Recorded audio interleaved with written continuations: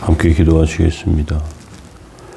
여호와는 나의 반석이시요 나의 요새시요 나를 건지시는 이시요 나의 하나님이시요 내가 그 안에 피할 나의 바위시요 나의 방패시요 나의 구원의 뿌리시요 나의 산성이시로다. 거룩하신 주님, 주께서 저희들의 반석과 산성이 되셔서 하루하루의 삶 가운데 하나님의 은혜, 하나님의 능력, 하나님의 역사하는 삶이 되게 하옵소서. 연약한 저희들 긍휼히 여기시고 오늘도 주의 말씀으로 세우시며 인도해 주시기 원합니다. 예수님의 이름으로 기도합니다. 아멘. 찬송가 446장 1절 찬송하겠습니다.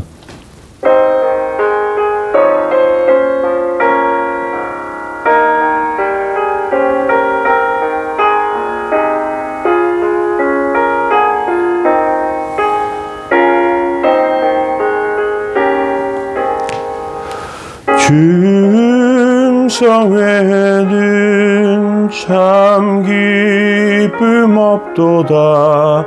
날 사랑하신 주 늘 계시옵소서. 기쁘고 기쁘도다. 항상 기쁘도다. 나 주께 왔사오니 복 주옵소서. 아멘. 시편 18편 7절부터 27절 말씀 보시겠습니다. 이에 땅이 진동하고 산들의 터도 요동하였으니 그의 진노로 말미암았음이로다. 그의 코에서 연기가 오르고 입에서 불이 나와 사름이여 그 불에 숯이 피었도다. 그가 또 하늘을 들이우시고 강림하시니 그의 발 아래는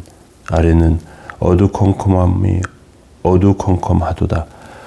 그룹을 타고 다니시며 바람 날개를 타고 높이 솟아오르셨도다.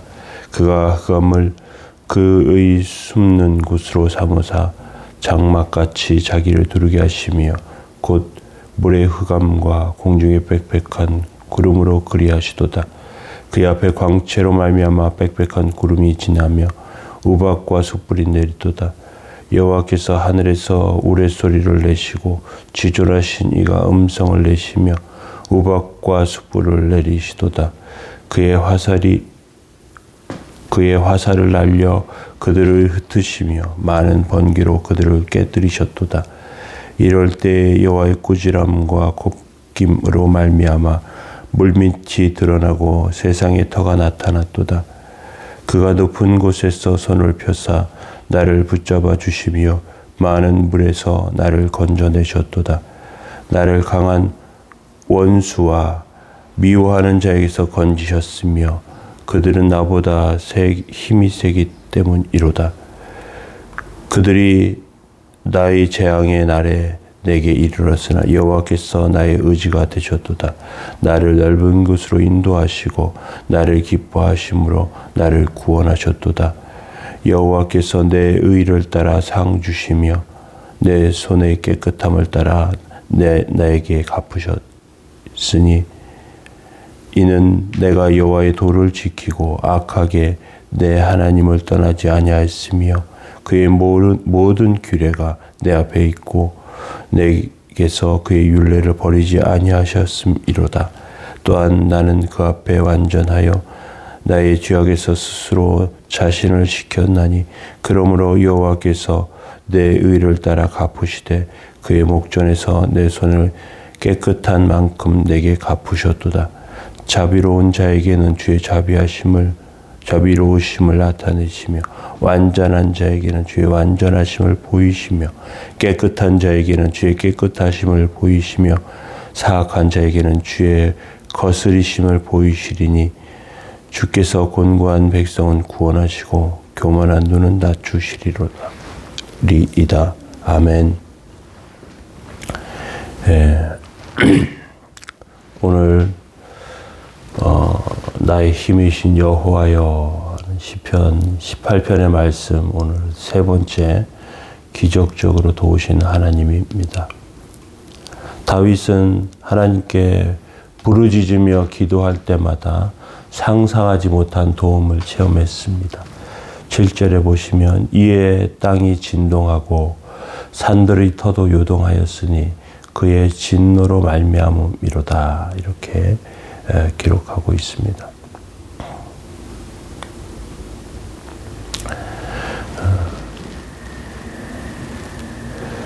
7절에 땅이 진동하고 산들의 토도 요동하였다.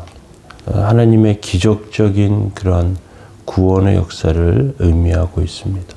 위기를 당할 때마다 다윗이 기도했는데 그때마다 하나님은 놀랍게 응답하시고 늘 다른 식으로, 다른 방식으로 하나님께서 보여주셨습니다. 어떤 때는 갑자기 천둥과 번개로 적을 쫓아내시고 또 땅이 진동하고 산들이 터도 요동하는 그런 큰 역사를 보여주시는 것이죠. 그 큰 요동하는 소리, 진동하는 소리, 천둥과 번개 소리, 이런 것이 다윗의 귀에는 내 종 다윗을 건드리다니 하는, 뜨거운 맛 좀 봐야 되겠구만 하는 하나님의 음성처럼 그가 들리는 것이죠. 그래서 8절에 그 코에 연기가 오르며 그 입에서 불이 나와 사르며 그 불이 숯에 피었다. 연기가 나고 불이 나와 번개를 맞아 숲이 불타고 불이 나고 연기가 피어오르는 그런 광경입니다. 이것을 보고 다윗은 하나님의 코에서 연기가 나고 불을 뿜는 것처럼 그렇게 생각했습니다.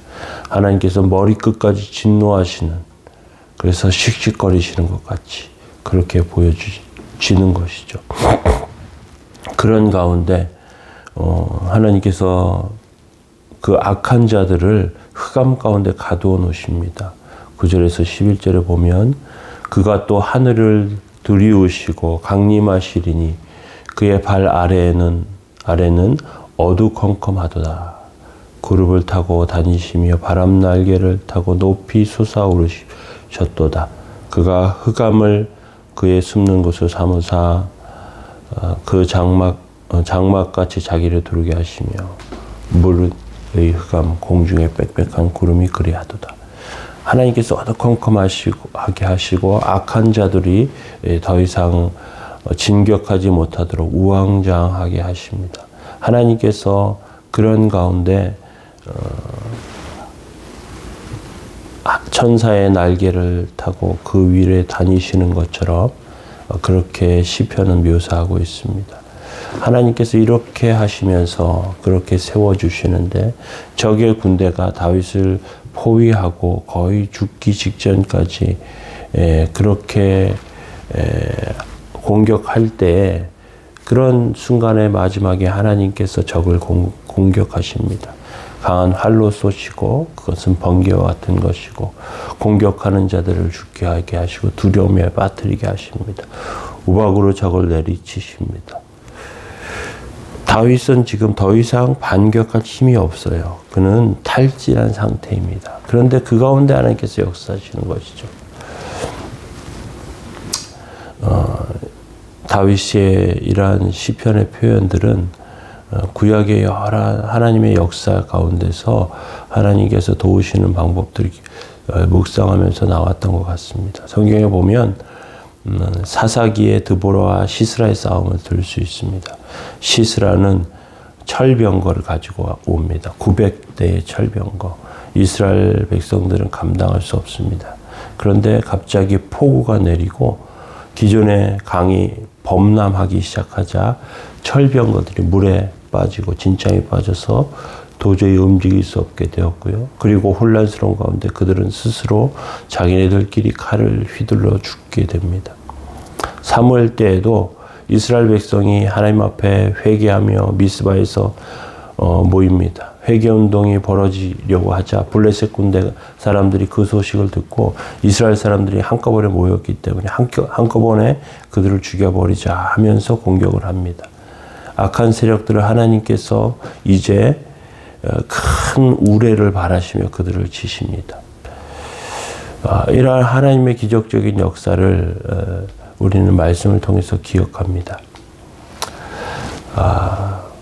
적군이 아무리 강해도 하나님의 크신 능력과 은혜 앞에 무력한 것들입니다. 우리가 여기서 기억해야 할 점이 있습니다. 중요한 점은 기적이 항상 일어나지 않습니다.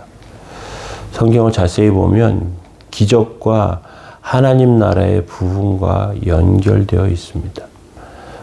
하나님의 기적이 가장 많이 일어난 때에는 하나님의 말씀이 선포되고 그 영적인 부흥이 맹렬하게 일어날 때입니다. 우리가 기적을 체험하려면 영적인 후방 지역이 아니라 최전방에서 복음의 치열한 전쟁을 할 때 하나님의 기적과 역사가 일어나는 것입니다. 복음의 권세가 선포되는 것, 복음의 역사가 나타나는 곳, 그것이 최전방이고 하나님의 기적과 역사를 보게 되는 곳입니다. 거기에는 영적인 전쟁이 치열하게 일어나지만 마귀가 교회의 부흥을 막으려는 그런 수단과 방법을 가리지 않고 회방하는 그러한 일이 일어나지만 그곳에서 기도하면 기도할수록 기적이 일어나고 하나님의 영광과 역사를 보게 됩니다. 그리고 또 한 가지 기억해야 할 것은 하나님께서 하나님의 말씀을 사랑하는 종을 절대로 위기 상황 가운데 그대로 두시지 않는다는 것입니다. 16절 말씀에 보면 그가 높은 곳에서 손을 펴사 나를 붙잡아 주시며 많은 물에서 나를 건져내셨도다 이렇게 말하고 있습니다. 강물이 범람해서 마을이 잠기고 그렇게 사람들이 죽을 상황에 처하면 구조대가 헬기를 보내서 생존자들을 구해 줍니다.